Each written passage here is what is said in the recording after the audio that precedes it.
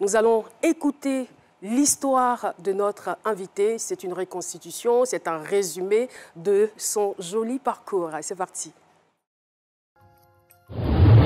Pour y arriver, il lui fallait y croire. Dès l'obtention de son DUT de délégué médical en 2013, Adouan Chiadon Cyril choisit de travailler à son propre compte. Une volonté qu'elle concrétisera en 2015 avec la création de son entreprise à l'issue d'un stage. Très vite, elle est contrainte de se rétracter du fait de la précarité des moyens financiers pour faire prospérer son activité. Il lui faut alors retourner travailler en entreprise pour se faire des économies et se relancer. Un repli gagnant puisque 2 ans plus tard, elle parvient à remettre son activité sur les rails. Cette fois, elle abonne. Adouan Chiadon Cyril voit les choses en grand. En 2020, sur les conseils d'un ami, elle frappe à la porte de l'agence Emploi Jeune. Elle espère décrocher un financement pour booster son entreprise. C'est la somme de 5 millions de francs CFA qui lui est octroyée par l'agence. Aujourd'hui, ses affaires ont bondi et c'est ce processus de financement qu'elle vient expliquer sur le plateau de C'est Midi avec Caroline. Merci beaucoup. Texte écrit par Adji et lu par Nafi.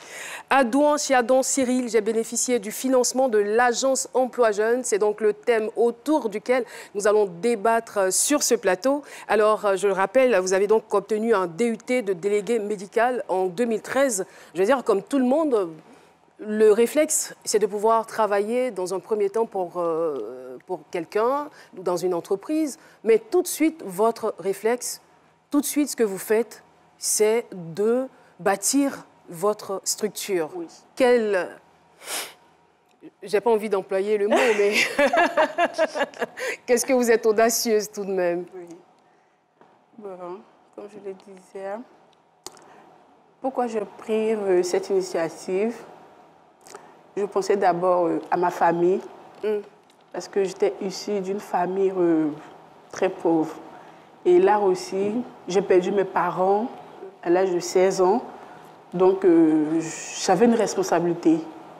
Mes petits frères, il fallait vraiment faire quelque chose, prendre les règnes, les dessus, pour pouvoir m'occuper d'eux. Donc, c'est à l'issue de cela... Est-ce que c'était des raisons suffisantes? Parce que, je veux dire, pour avoir un tel cran, il faut tout de même se faire confiance. J'ai confiance en moi. Vous aviez confiance en vous? Très confiance, oui. Voilà. Donc, à l'issue de cela, j'accouche. Et 1 an après, je vois mon mari, je dis, bon, franchement, je ne veux pas travailler pour quelqu'un. Je veux être mon propre patron.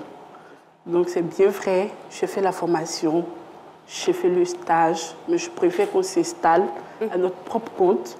Et compte tenu des contours, des avantages, franchement, ça sera très porteur. C'est vrai que ça ne sera pas facile, mais je pense qu'on va y arriver. Du moment où tu me soutiens, si j'ai le soutien aussi de mes amis, mes frères, je pense que je vais y arriver. Et moi-même déjà, je sais que je vais y arriver. Parce que étant sur le terrain, en tant que stagiaire, j'ai vu un peu. Vous avez fait vos preuves, c'est ce qu'il faut aussi. En tant que stagiaire, vous avez fait vos preuves. En tant que stagiaire, j'ai fait mes preuves. Ce qui justifiait donc la confiance que vous avez en vous, parce que vous dites, je suis stagiaire, voici ce que j'arrive à faire. Justement. Alors si je m'installe à mon propre compte, je pourrais être riche. Mais attention, le rêve n'est pas forcément la réalité. Parce que lorsque vous allez commencer à vous installer, vous n'allez pas faire de business plan en tant que tel. Alors vous commencez, comme la plupart des entrepreneurs, on est tous passés par là. Alors vous montez votre structure, administrativement, vous êtes au point, et vous commencez à aménager un local. Tranquille. Et puis, qu'est-ce qui va se passer par la suite? J'ai fini l'aménagement. Je me rends compte que je n'ai pas la marchandise. Oh, c'était ça l'essentiel. Justement, j'ai dit, mais attends, je pouvais acheter la marchandise et me débrouiller. Même si je pouvais vendre à la maison, je pouvais le faire. Mais je rêvais tellement grand Je devais avoir le local, le bureau bien équipé, au moins, ça allait me donner encore une certaine assurance vis-à-vis des différents partenaires. Parce qu'aujourd'hui, tu peux appeler une structure, ah, je suis délégué, j'ai tel produit. Ils vont dire, bon, ok, on passe au bureau, venir s'entretenir. Mais là, tu te rends compte que tu n'as pas un local, tu n'as pas un bureau, tu ne peux pas recevoir, tu peux pas les envoyer à la maison. C'est pas possible. Donc là, l'objectif, c'était d'avoir le bureau. Et là, je finis le bureau, il n'y a plus la marchandise. Alors, là, vous êtes bloqué. Je suis bloquée. Vous êtes bloqué. Je réfléchis. Vous commencez bon an, mal an. Je passais des nuits blanches à réfléchir. Bon, c'est pas grave. Tomber et se relever, c'est la meilleure des choses. Je retourne voir mon patron. Je lui dis, eh, tiens, bon, monsieur, je reviens, pas en tant qu'embauché, mais en tant que votre commercial. Un rétro-pédalage très stratégique, Voilà. parce que là, vous saviez qu'il vous fallait des financements. Voilà. Vous aviez déjà un carnet d'adresses, vous Justement, aviez déjà un local, voilà. vous aviez déjà le minimum pour fonctionner. Juste la mais marchandise il manquait le nerf de la guerre, l'argent. Alors là, vous allez... Je retourne voir mon boss. Je dis, bon, monsieur, je ne viens pas en tant qu'embauché, mais je viens en tant que votre commercial. Si vous voyez. C'est cela. Voilà. Donc, je persévère les différentes commissions, parce que quand vous vendez un carton, vous percevez la commission d'un carton. Et moi, j'avais un objectif bien précis à atteindre. Je ne peux pas me limiter à vendre 2-3 cartons pour percevoir 2 000, 3 000, 4 000 francs. Franchement, j'allais peut-être faire 10 ans, 20 ans avant de vraiment atteindre mon objectif. Donc, je devais bosser dur. Et là, je faisais sortir 200, 300 cartons par mois. Wow. Oui. Bravo, hein? Oui. 200 à 300 cartons par mois. Et ce qui a fait que vraiment, j'ai pu économiser jusqu'à ce que je dis, bon, OK. Là, on est dans le domaine de la santé. Hein, oui, dans le domaine de la santé, oui. Vous vendez quoi exactement? On vend tout ce qui est consommable. C'est-à-dire, quand on parle de seringue, par exemple, la seringue de Dr Philo. Voilà. Il pourrait vous voir en fin d'émission. Hein. Oui, je vais prendre ce numéro, bien sûr. Donc, tout ce qui est seringue, compresse, les gants et tout ça. Vous voyez? Donc, je retourne voir mon boss. Je lui explique la situation. Monsieur, bon, j'ai eu un peu d'argent. Est-ce que je vais vous demander, je vais vous remettre ça en termes de caution, mais est-ce que vous pourriez compléter cette caution? C'est-à-dire, je vous remets peut-être une caution de 2 millions, mais j'aurais besoin peut-être d'une marchandise de 3-4 millions pour vraiment tourner. Alors, ce qui est important de souligner, c'est-à-dire que quand vous retournez pour être commercial, c'est dans le but d'économiser. Voilà. De pouvoir collecter de l'argent. Donc, vous arrivez à avoir une certaine somme et vous retournez encore voir votre patron. Vous lui dites, bon, cette fois-ci, je ne suis pas votre employé, mais je veux déposer une caution afin que vous me remettiez la marchandise. C'est-à-dire selon la quantité dont j'ai besoin. Et c'est ce qui va se passer. Oui, c'est ce qui va se passer. Il sait que je suis une commerciale très dévouée. Et je lui ai vraiment apporté mon grain de sel quand même dans son entreprise.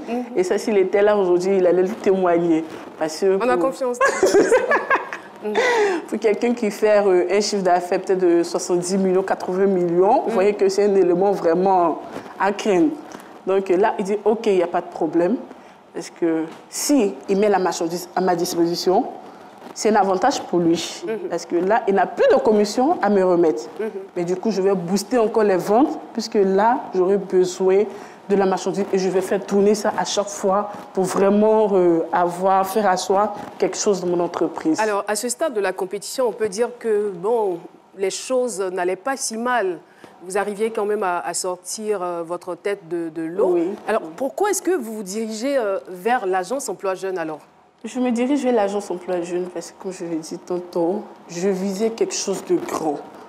La marchandise, je la prends localement avec mon boss. Je dis, mais attends, pourquoi ne pas importer? Est-ce que vous voyez? Je peux importer, puisque compte tenu de ce que mon patron gagne sur la marchandise, si je fais venir de moi-même, je pourrais avoir 2 ou 3 fois plus. Donc, je me tourne vers l'agence pour avoir le financement, pour commencer à me préparer. Mais l'information, vous l'avez comment? C'est à la télévision? Non, par le biais d'un ami qui Okay. me dit, ah mais tiens, ton projet, il est bon. Et on sait que la vente du matériel médical, c'est quelque chose qui est vraiment fréquent et qui est tout le temps utilisé dans les centres de santé. Ce n'est pas quelque chose que tu vas envoyer, tu vas stocker, ça va te faire des mois, des années que tu ne pourras pas écouler. Les gens en ont forcément besoin. Donc pourquoi ne pas faire ton projet et aller déposer pour que l'agence puisse te financer? Je dis, mais attends, Toi, tu n'es pas au courant que dans ce pays-là, si tu ne fais pas partie d'un quelconque parti politique, tu ne peux pas bénéficier de ces fonds. C'est ça, là, on se fixe des barrières. Il m'a dit non, ne pense pas ainsi que peut-être, tu ne sais pas, la chance peut venir de là. Ton étoile peut briller de là-bas, donc tente ta chance. Si ça ne marche pas, tu pourras aller vers d'autres instituts. Bon, on ne sait jamais, mais il faut tenter. Et vous avez tout de même tenté votre chance? Oui, j'ai tenté ma chance. Et la suite? J'arrive au plateau. La suite, on la connaît, on veut que ça sorte de votre bouche, quoi. J'arrive au plateau un matin, je rentre dans le hall, je me dirige vers l'accueil, je me renseigne. Excusez madame, je suis venue pour postuler, faire enregistrer mon projet. Elle me dit, ok, bon, voici les différents postes qui sont là, vous pouvez choisir un, puis remplir le formulaire, tout ça. Ok, je remplis le formulaire. 3 mois après, je reçois un coup de fil de l'agence de Yopougon. Elle dit, oh, bonjour madame Adouan. Je dis, bonjour. Vous avez été retenue, votre projet a été sélectionné, donc oui. Donc je lui ai dit, madame, coupez, je vais vous rappeler parce que je ne vous entends pas bien. Bon, là, à ce niveau-là, je vais vous demander de stopper. Alors, Chiadon, lorsque vous raccrochez avec la dame de l'agence, c'est quoi votre réaction? On veut que vous fassiez revivre cette réaction ici en plateau. J'ai dit, waouh. Non. Si. C'est parce que vous m'avez dit hier. Non, j'ai dit waouh. Ce que je vous avais dit, c'est quand j'avais... Vous avez déjà une idée. Non, parce que là, quand on vous appelle pour le comité, c'est même pas garanti que vous allez être retenu. C'est clair. Voilà, parce qu'on passe devant un comité de certification. Il faut pouvoir présenter le projet. Est-ce qu'effectivement le projet vous appartient? Et puis c'est des milliers de dossiers qui sont déposés. Vous voyez, donc quand elle a appelé, j'ai raccroché, j'ai dit waouh. Et j'ai appelé ma copine qui me disait à chaque fois, n'abandonne pas, madame Koné de Sucroix, qui est présente dans la salle aussi, que vraiment je voulais dire merci. La voici là-bas. Elle est où, madame Koné? La voici. On peut vous voir? Vous pouvez vous lever, s'il vous plaît? Ok, merci beaucoup. Elle m'a vraiment soutenue. D'accord. Franchement, elle me disait à chaque fois, n'abandonne pas. Je sais que tu vas y arriver. Je dis, ok. Je rappelle maintenant la dame de l'agence. Elle me dit, oui, madame Adouan, pouvez-vous présenter le jeudi à 8h à l'agence de Trècheville pour le comité de certification? Je dis, comment dois-je m'habiller? Elle dit, peu importe. Je dis, ok. Je raccroche. Je vais en boutique, je m'achète une robe, des talons, un sac à sang. Ah mais oui, je ne sais même pas que je peux croiser là-bas. Oui, Manuela. Oui, alors, c'est pas forcément une question, mais ça découle du témoignage de Chandon. Déjà, félicitations, bravo. Merci. Parce que c'est un beau parcours. Et c'est juste pour soulever ce qu'elle dit. C'est-à-dire que l'entrepreneuriat, elle parlait de difficultés financières au départ quand elle commence. Je pense que même quand on écoute votre témoignage, que ça va au-delà de ça. C'est presque une vocation, j'ai envie de dire. Parce que malgré les difficultés auxquelles vous vous êtes retrouvés confrontés, vous avez ajusté. Vous êtes retourné au salariat. C'est-à-dire il y a toujours une solution, en fait. Donc j'aimerais m'adresser comme ça aux jeunes entrepreneurs aussi, parfois, qui se disent non, j'ai pas forcément les moyens, j'ai pas forcément quelqu'un à côté, ça n'a pas bloqué Chandon. Et ça bloque pas. Je pense que ce qui l'a aidé par-dessus tout, c'est son ambition. Voilà, quand on a l'envie, avant tout, les moyens et le reste suivent. Et bravo pour ça, sincèrement.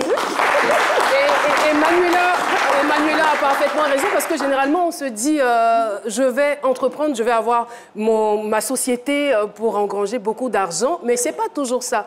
C'est-à-dire qu'on ne réussit pas toujours du premier coup. On peut même prendre des coups, on peut essuyer des échecs, mais le plus important, c'est de pouvoir se relever à chaque fois qu'on tombe. Aujourd'hui, la preuve, elle est là. Voilà, elle a su croire en son étoile.